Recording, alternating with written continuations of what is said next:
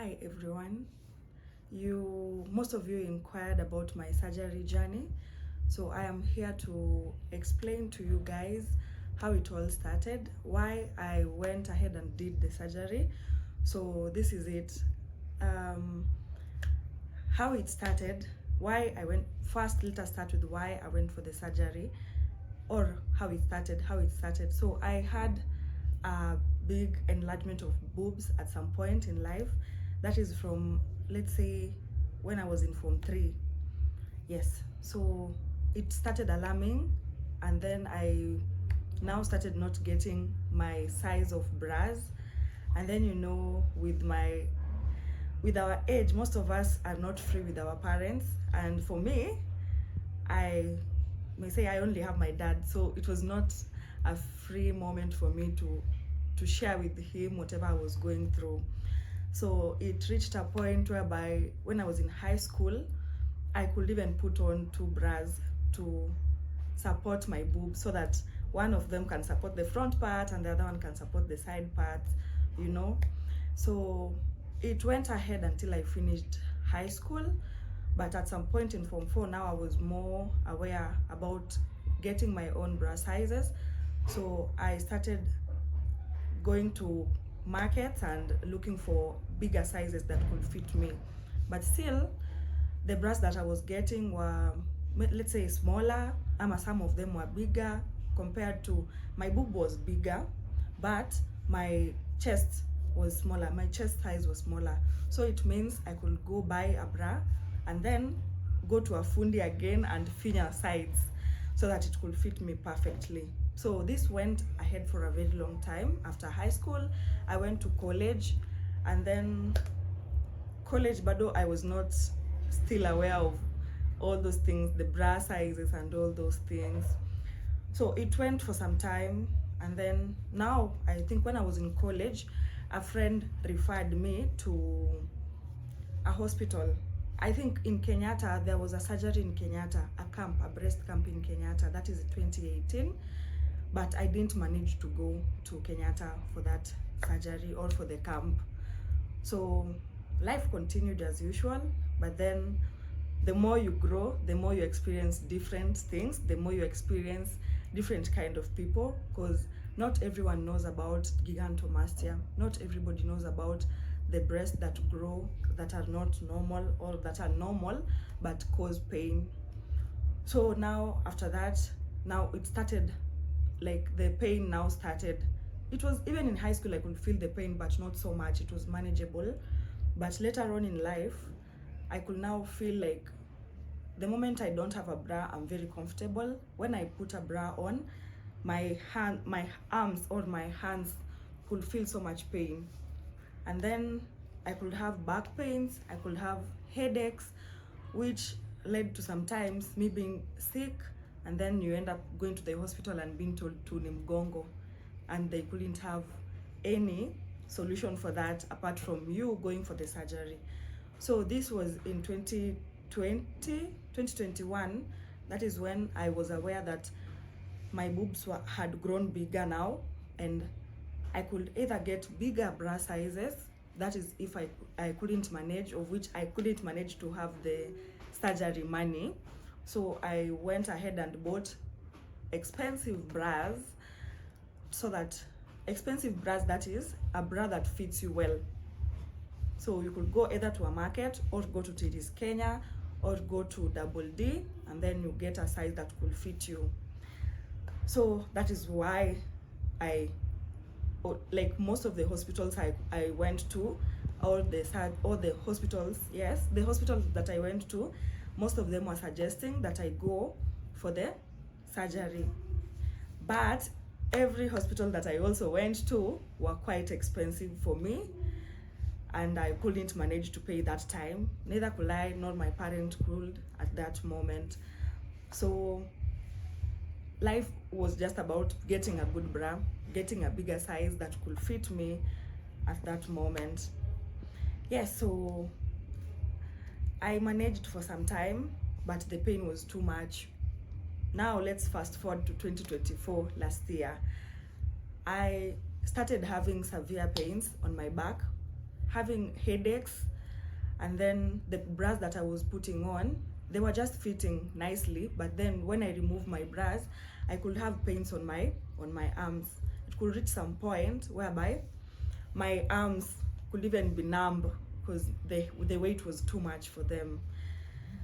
So on social media, I just bumped into Gigantomastia Kenya, that is McKenna, Dr. McKenna. So I went for consultation there, and then they don't take insurance, apparently, they just take cash. So I started saving up for it, for the surgery, because it is something that I had been longing for a very long time. And then I had gone through her page, and then the results that people were showing on her page, the surgeries that she was doing on her page, and the results were so much satisfying that I really was waiting for that day to come one day for me, and I was really praying for it. So I was saving for it, that is in 2024, and then apparently by the end of the year, still I couldn't manage to save all the amount of money. That is, she charged me 380,000, like for my whole surgery was supposed to be 380,000. So I couldn't manage for a year to save that amount of money. So this tells you that I was really wanting it for a very long time, wanting to go for the surgery. So come this year, January, I was really focused. I still had it in mind, because every time you could, like, people could talk about it, people could abuse you, you meet somebody, maybe a man, let's say a man you are in a relationship with, but then if you guys are not okay, they're like, nata kwanza uko na matiti kubwa, utapata mtu mwingine wapi? Yeah, so it is quite frustrating for people who have big breasts. Some people might see that it's sexy, it's beautiful from the outside, but the pain that we go through, the pain that I personally went through was so much for me. The back pains, all those things, it limits you from your wears, like the clothes you put on. It limits you from your kind of friends, because there's some people or your age mates that won't understand that it's let's say it's a disease, because it's growing abnormally. So they will say, tuwezi enda na huyo, sijui nini, boobs zake, nini. I could get a lot of comments sometimes, but I was my self-esteem was so high. Nothing could like bring me down, like for my breasts, just talk, but life could continue. Yeah, so I've talked about the pain. I've talked the pain that I was going through before. I have talked about the solutions that I was getting by day, consultations that I was doing. I did with Dr. McKenna, that is at Gigantomastia, and then last year I also tried somewhere else at Dr. Ken Alora. Yes, so again we fast forward now, since I've already done it. So come this year, February, a friend who really knows me very well, a friend who really loves me, a friend who really cares about me, and she knew that I was going through the pain and all that. So she sent me a poster on my WhatsApp. The poster was from Twitter. So the poster was about the breast camp, which was to happen in Eldoret. So the instructions were, I go for a consultation first in Eldoret, and then the doctor or the surgeon could know what the problem is, if I am valid to go for the surgery. So apparently I answered her that ata sidhani kama uko sure like hii kitu inaweza happen. Akaniambia, you just go and try. So I took my time, went to Eldoret Referral Hospital. That was in February. Yes, that was in February. I went to Eldoret Referral, and then I found this surgeon that the number was attached on that poster. So I found her, we talked, she did some scans on my boobs, I did ultrasound, a lot of things. And then I was, for that day, I wasn't sure, she wasn't also sure. For me, like, the surgeon really wanted the surgery for me, because after aliona the boobs were too big and so heavy for my body, or my the structure of my body. She advised that that was the only solution also. So it means that hata yeye mwenyewe alinionea huruma, by the way, of which I almost cried at that moment, but everything went all well. And then, so this camp, the camp, SHA was paying partly. SHA was paying partly. Like, you had to apply SHA kwanza. Si ati ni kitu sure bet, but ulikuwa uapply. You apply kwa SHA, you approve the surgery, wanakulipia some amount of money. The total was 350,000. So these surgeons, they have a clinic in Nairobi. The clinic is Da Vinci Medical Group. I will attach their number here. I will attach their page, I mean, so that you guys go and consult for yourselves. They are very good, I mean, at what they are doing. They are very interactive. They know what they know what they are doing. Yani for me, I felt so much accommodated and being taken care of by some, like, surgeons wenye wanajua kenye wanafanya. So I went to that hospital, but the surgeons are from Da Vinci. That is what I later on came to know. That is before I did the surgery. So for me, the SHA approved 2 days after I left Eldoret. They approved and sent a message that they are paying 168,000. So luckily, I was going for a surgery. I was so excited, like a baby. Somebody could tell. The message found me on a matatu from work one evening with my friend with a colleague from work and a friend also. And it was a very touching message for me in my life, because you can imagine, ni kitu nimekuwa nikitaka for a very long time. Ni kitu a lot of people had been talking about.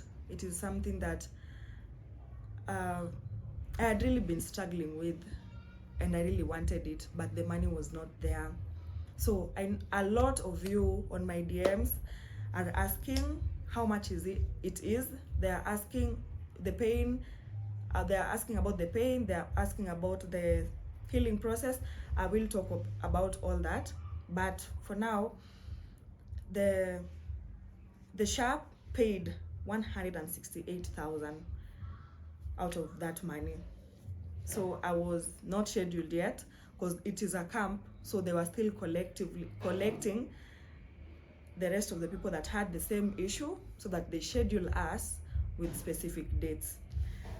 Yeah, so that was it for the consultation. And then apparently God just did it, and the doctor or the surgeon sent a date for me specifically, and others also who are scheduled for that day. So I had to take leave from work for a specific time, and then plan myself on how, because you know these things, you never know whether the SHA has paid for you. There's some things you'll have to pay. So nilikuwa nimejipanga. You remember I had saved some money. So when ikifika hii time, now I have something in my account that maybe might help me later on hapo mbele if they ask for something. So I planned myself, arranged everything. The surgeon said after surgery, you will have somebody will like help you with the kazi. You can't lift heavy loads that time. You will, since the surgery was being done in Eldoret, you are also supposed to like find somewhere you can stay. Ama if you can come back immediately, you can't sit on kwa gari for a long time, for kwa matatu for a long time, because you remember you're from surgery, so the pain is still there. So kama unafaa kurudi, ulikuwa it's either you take a flight ama ukae for some time. Once umeacha kusikia the pain, you come back to Nairobi ama to your place of wherever you stay. Yeah, so all the instructions were taken in. I understood everything, and then Now let's go to the day, at the time now when I was traveling to Eldoret for the surgery. A day before, I was so anxious, happy at the same time, but it was a very emotional day for me. I vividly remember it was a very emotional day for me. Like, I didn't believe, like, God just did it out of nowhere after saving for a long time and not getting the money and really wanting it for a long time. Now, out of the blues, things just happened. And I can remember I shared it with a friend. I was staying with a friend in here in my house. Yeah, it was a very emotional day for us, both of us, because she was also there for in the journey all through. So I called my friend who referred me, or who sent me the poster. We shared some emotional moments. I mean, everybody really prayed it for me. Kila mtu alikuwa ananitakia, because everybody knew the pain that I was going through. So they all wished me well. I left Nairobi on a Monday. My surgery was scheduled on 26th of March, but I was supposed to be admitted on 25th of March, so that they do a follow-up on that 25th, and then 26th they do the surgery. So I went to Eldoret on 24th, and then on 25th morning I went to the hospital, got admitted by around 12 in the afternoon. And then now the satisfying moment was seeing other people there, like watu wakaanza kufanyiwa surgeries on a Monday, and this was already on a Tuesday. Some people had already gone for the first slot and second slot, so nobody was so much in pain. Like, it was not scary. Everybody who was in the room or in the ward was so much satisfied about the results that they got from the surgery. So it was so encouraging. However much anxious I was that moment, I just calmed down myself and collected myself. And then now we spent the day. My dad came in the evening. He was also scared because it was a surgery. It was a major surgery. I had never gone to a surgery. I had never been admitted in a hospital, never before. So this was my first time. And then he's a parent, obviously. He's a loving parent, so lazima tu angekuwa anxious, lazima tu angekuwa there for me. I love you, Dad. So the following day, now my dad went that evening. He was at work, so he went. The following morning, I woke up. My mom came to at least be there for me, and not forgetting my brother.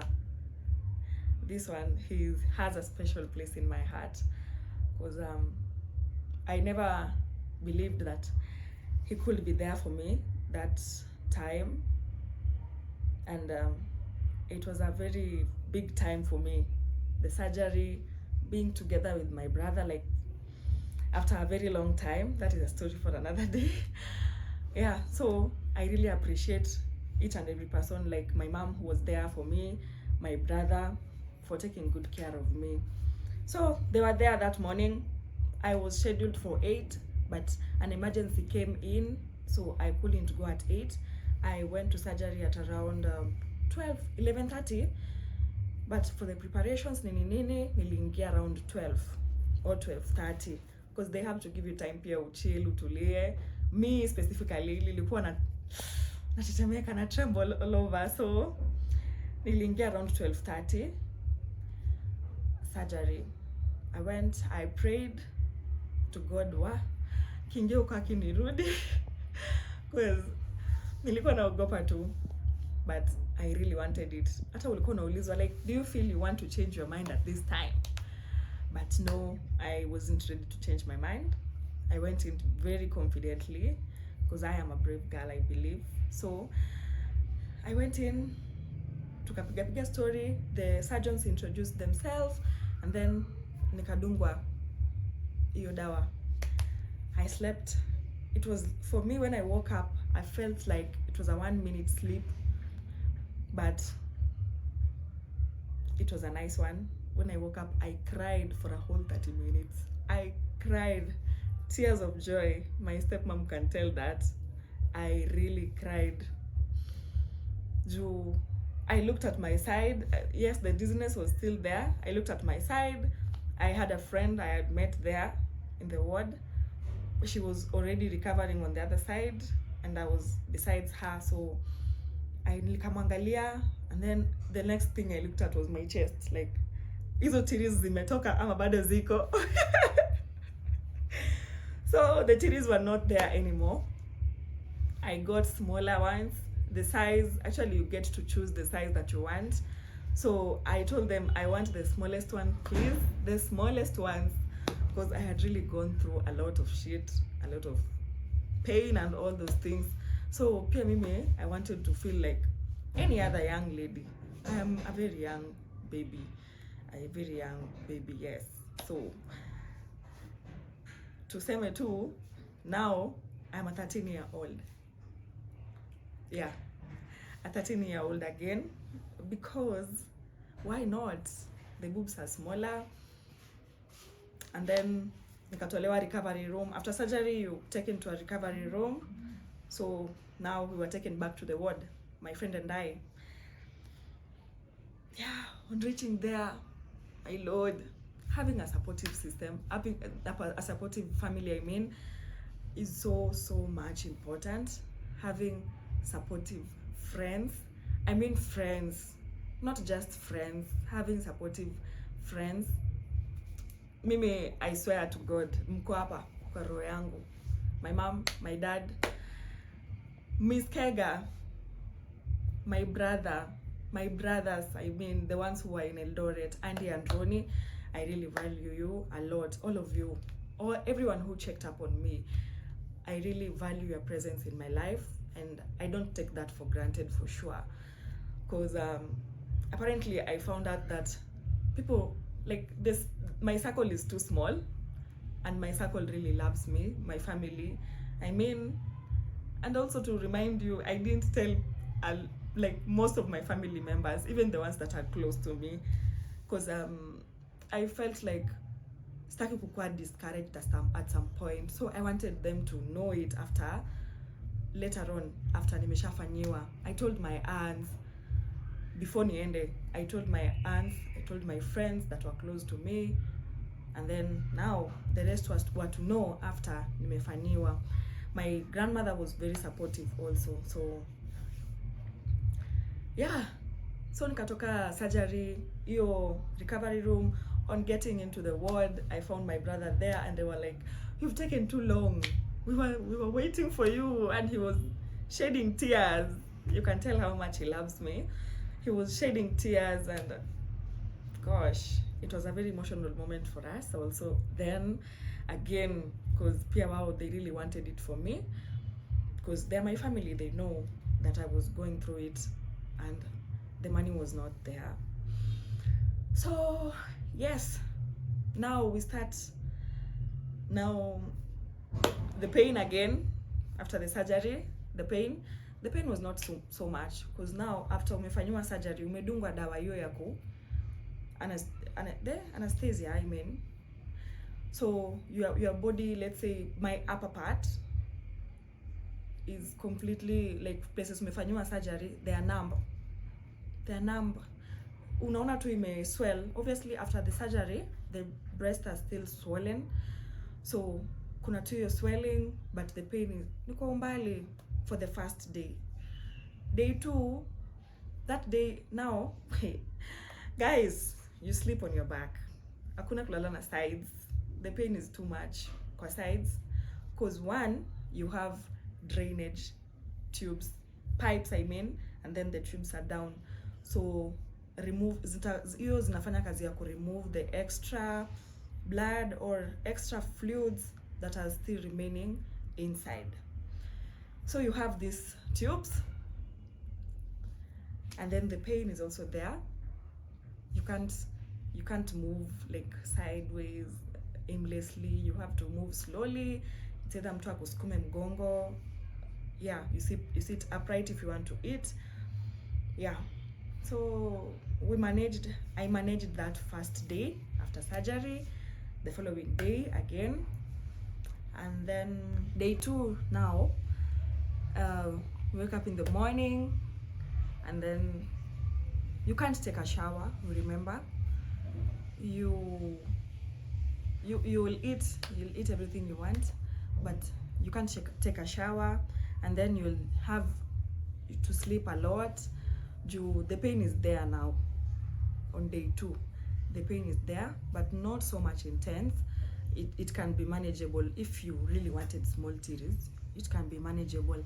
So I managed the day 2. It was so nice, but sleeping on my back was so tiresome, and it was day 2. And yeah, tulikuwa tunajiconsole hapo. You have to walk around so that at least your body pia inakuwa active, because you remember you were dead for some time. So it means in my life I can't account for 7 good hours. I can't account for, because yeah. So day 2, it was so nice. The pain was there. You walk slowly so that at least mwili and the drainage pia zitoke. The moment you sleep, haitoki sana.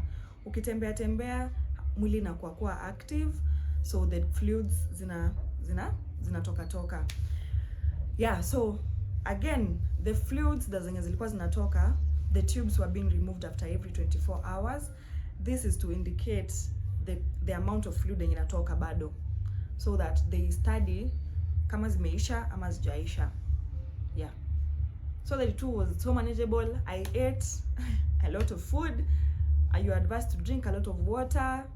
Ukisikia pain, just call the doctor akuwekee the painkillers. So in a day you could like be given painkillers 3 times, at 4, at 12, and again in the evening, at night 8 even. Yeah, so they were taking good care of us. And then again, I repeat, the surgeons that did the surgeries were so professional.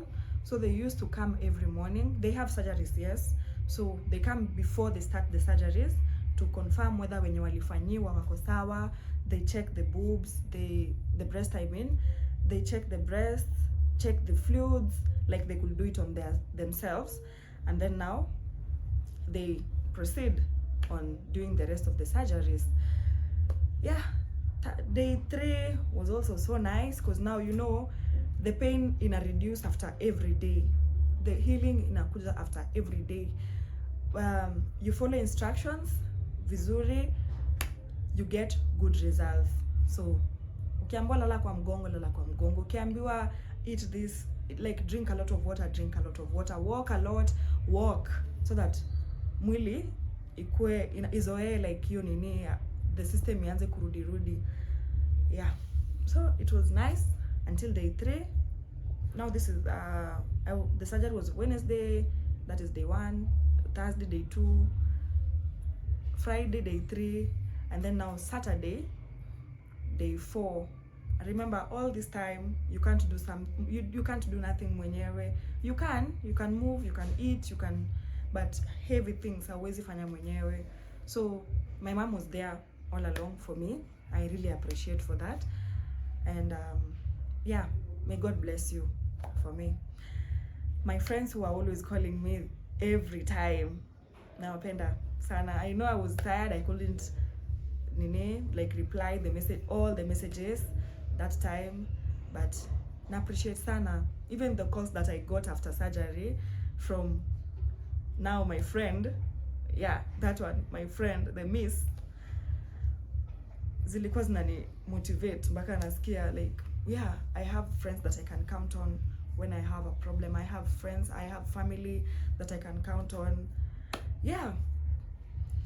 So now on Saturday, the doctors come, check the so kama drains zako zilikuwa zimeisha, they drains now, unatolewa the pipes, and then you can be discharged from the hospital. So I was discharged on Saturday. That is 4 days. Yeah, 4 days hospitali. So nikatolewa hiyo on Saturday at around noon. then we went home. I stay in Nairobi, but now this is Eldoret. We went home. We had booked a B&B somewhere, so we went there to relax, because now my body was also not, unajua ndio nimeshonwa huku bado, hapo place hiyo drain imetolewa, pain iko, ukipanda pikipiki ama gari bado the pain is still there, so bado we have to go and chill, because pia ilikuwa jioni, so nikipiga hesabu za kutoka huko nifike Nairobi could have taken me so long, and the pain was still there. So going there, we decided, with the support of my friend again, I booked a flight to Nairobi on that Saturday. And then on Saturday, fast forward to Saturday morning, we took on that Sunday morning, I mean, on that Saturday, after I was discharged from the hospital, the happiness that nilikuwa nayo is so much, like, sijui naweza explain aje.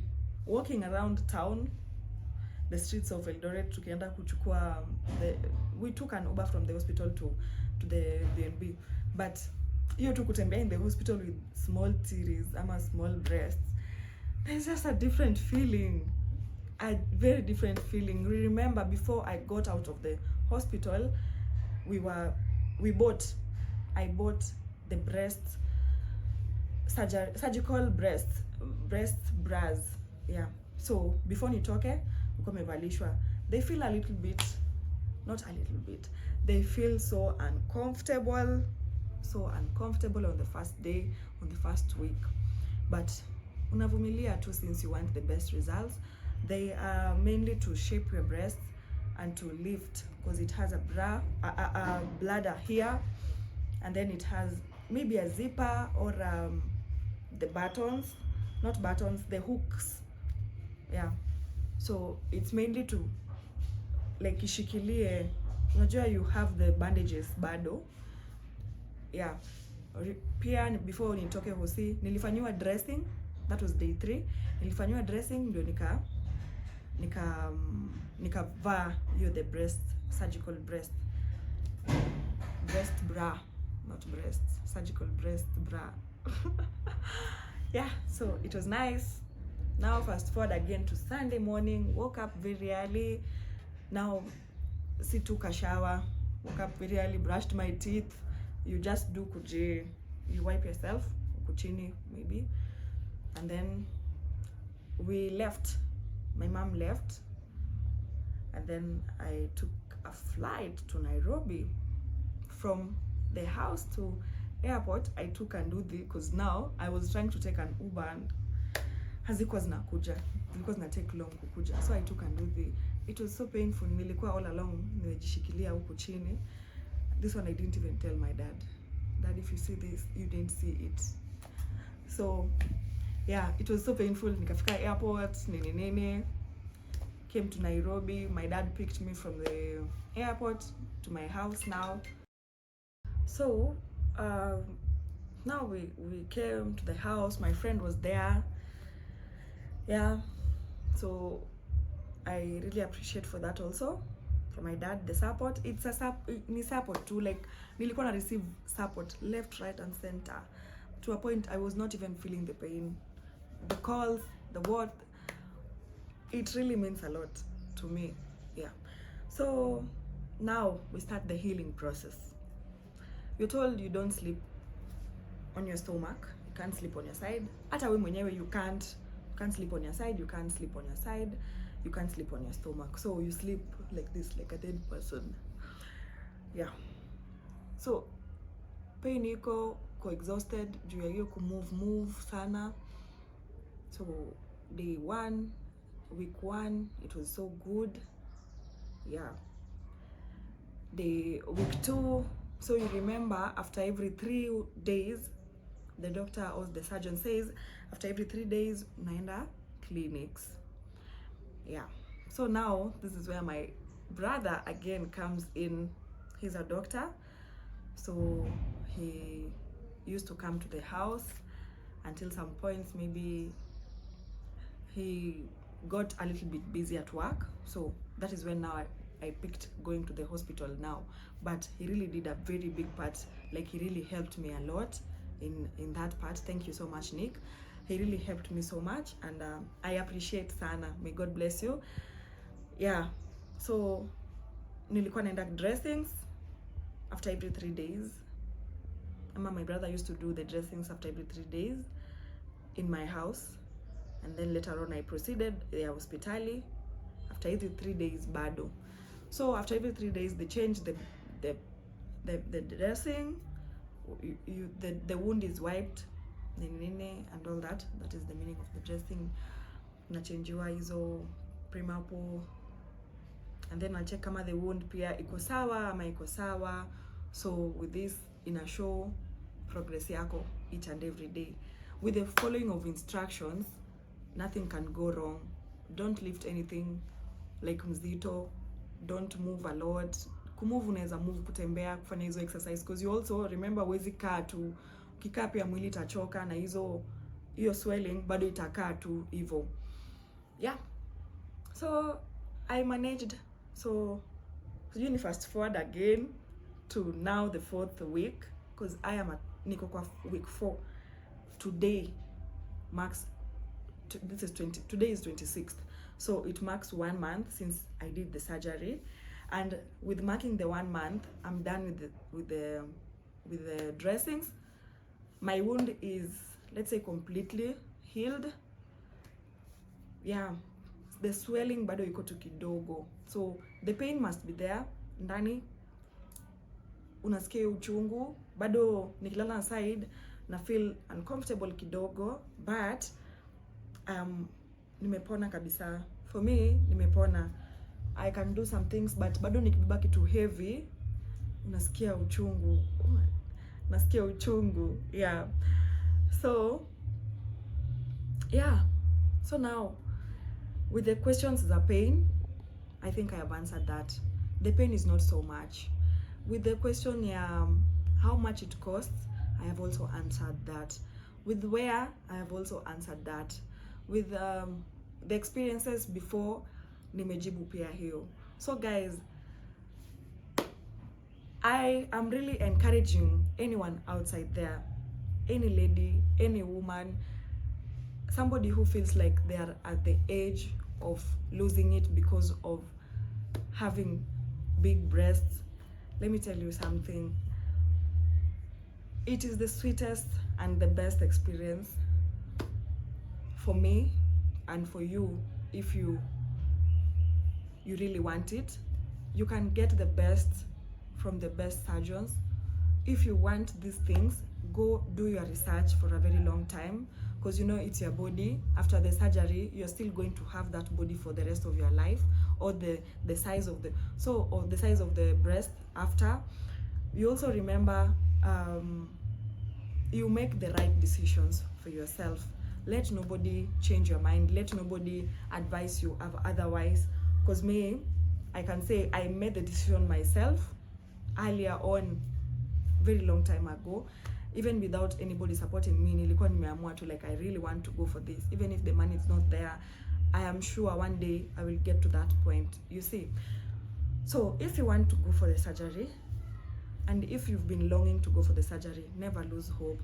It has taken me 8 good years. 8 good years thinking of it, doing the research, and finally went for it. I am here as a testimony to anybody who wants to go for it.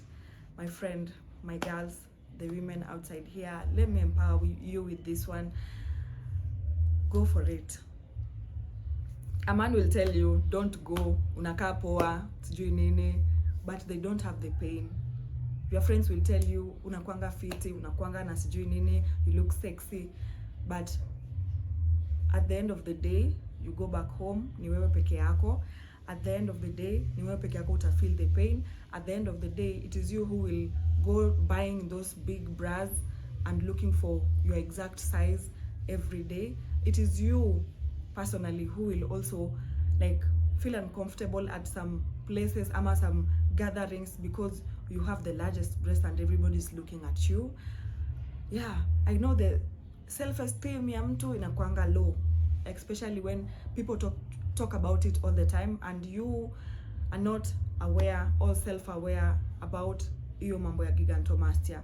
But for me I was so comfortable. I could put on clothes that I want, yeah, walk in town confidently, hata kama makanga wataongea, hata kama watanitukana, but deep down najua like I am headed somewhere. I know I want something and eventually I'm gonna get it, because that is me. If I want something, I will always like work towards it. I will always like be there. Like nimeiandikanga tu chini ni hiyo 350k, naombeanga tu hiyo 350k, ama naombeanga na pia na work hard towards that 350k. Unaona?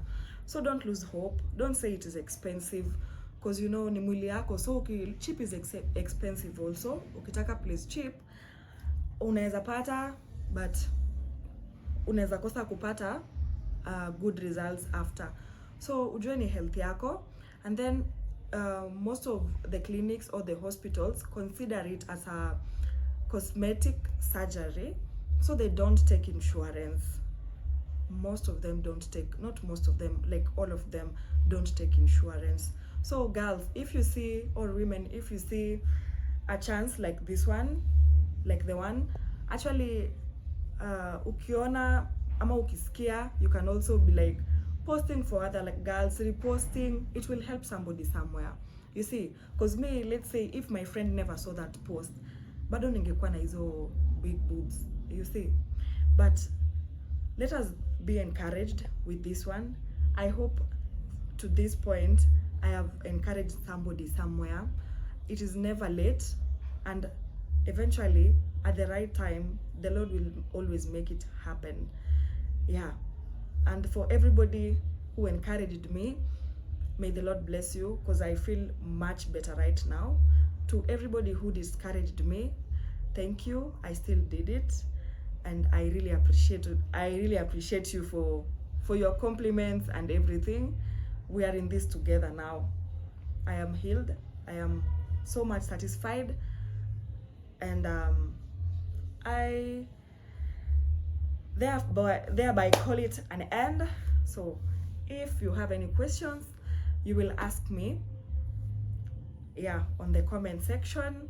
I will be here to answer all of you, but I hope somewhere nimesaidia mtu. I hope somewhere with this story mtu ako empowered na mtu ako aware that ni kitu inaweza fanyika. Yeah, so guys, see you in the next video. Bye.